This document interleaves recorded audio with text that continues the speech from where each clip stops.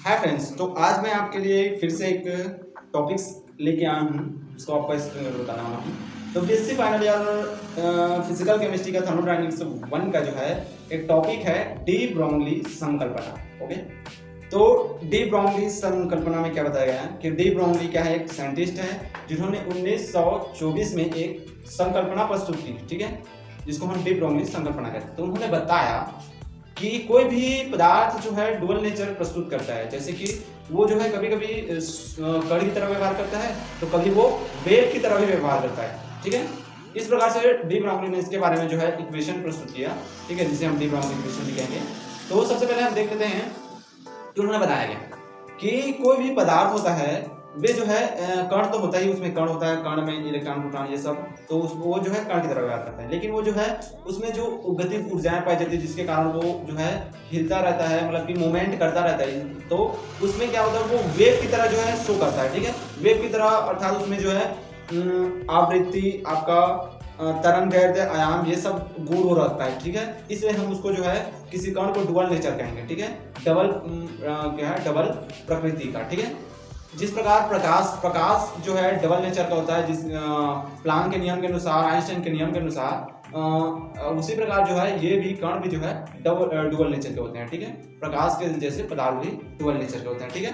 तो इसको जो है डी ब्रोगली ने एक्सप्लेन किया, ठीक है, और जो है व्यंजक के रूप में जो है प्रस्तुत किया और बताया, उसी को डी ब्रोगली संकल्पना कहते हैं, ठीक है।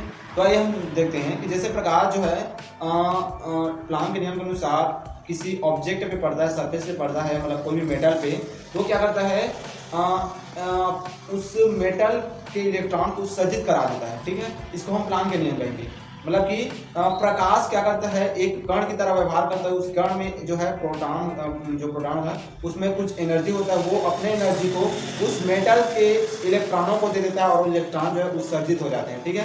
तो इस प्रकार जो है प्लांक के नियम के अनुसार वो क्या करता है, प्रकाश कण की तरह व्यवहार करता है, ठीक है। आइंस्टाइन के नियम के अनुसार जो है प्रकाश जो है क्या है, वेव की तरह परफॉर्मेंस करता है, जिसके लिए mc² दिया गया, ठीक है। तो उसी दोनों कैरेक्टर्स को जो है कण में भी प्रस्तुत होता है, इसके बारे में उन्होंने बताया आपने डी ब्रोगली में। आइए हम इसको समझते हैं। सबसे पहले तो प्लांक के नियम के अनुसार प्लांक ने बताया कि एनर्जी जो होता है वो जो है उसके आवृत्ति के, ठीक है, आवृत्ति के अनुक्रमणवादी होता है, ठीक है। ये जो है समीकरण हम इसको एक मान लेते हैं, ठीक है। इस प्लांक के अनुसार ये इक्वेशन दिया गया कि कोई भी प्रकाश की एनर्जी उसके आवृत्ति के अनुक्रमणवादी होता है, ठीक है। उसके बाद हम देखते हैं आइंस्टाइन के नियम के अनुसार,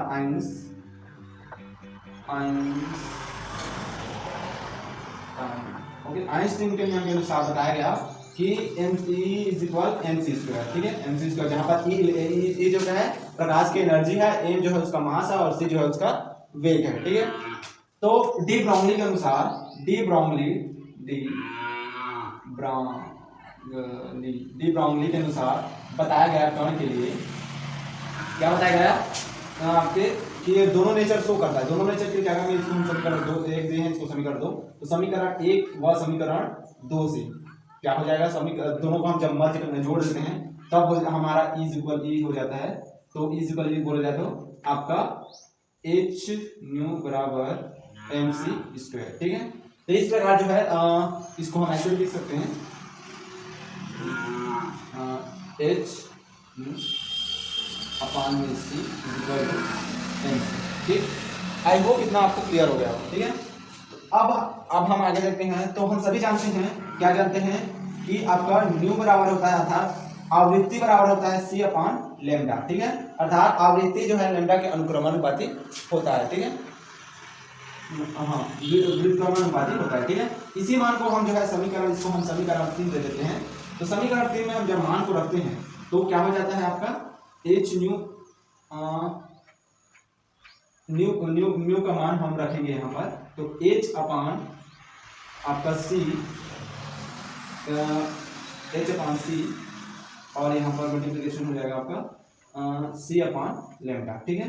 तो c यहाँ पर कट जाएगा, बचेगा क्या हमारे पास mc, ठीक है। तो यहाँ पर हम आगे क्या हो जाएगा, यहाँ पर जब c कट जाता है तो h upon lambda is equal to mc, ठीक है। अब यहाँ से हम क्या निकाल सकते हैं, यहाँ पर तरंग दैर्ध्य का मान निकाल सकते हैं, ठीक है।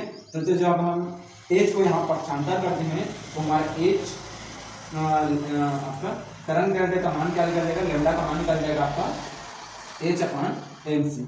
ठीक है, एम सी एच ऊपर कैसे गया, इसको हमने इस साइड लिया तो ये हो गया 1 अपॉन लेमडा, और जब हम लेमडा को ऊपर जाएंगे तो ये भी ऊपर चेंज हो जाता है। ठीक है, आई होप इतना आपका ये जो है समीकरण 4। ठीक है, तो समीकरण 4 से हम जो है किसी भी आपके कण के लिए हम जो है क्या निकाल सकते हैं, इस इक्वेशन से हम निकाल सकते हैं किसी भी कण के लिए क्या चीज, उसका तरंग दैर्ध्य। ठीक है, तो तरंग दैर्ध्य का गुण एक कण में पाया जा रहा है। ठीक है, तो इससे पता चलता है कि क्या है, तरंग दैर्ध्य वेव नेचर का शो मतलब वेव नेचर शो करता है। ठीक है, इसी को डी ब्राउनी परिकल्पना कहा गया है। ठीक है, इतना अगर आप एग्जाम में लिख लेते हैं तो आपको अच्छा खासा नंबर इस इक्वेशन से मिल जाएगा। ठीक है, okay, thank you very much कि आपको थोड़ा बहुत तो इसमें समझ आया होगा। Thank you.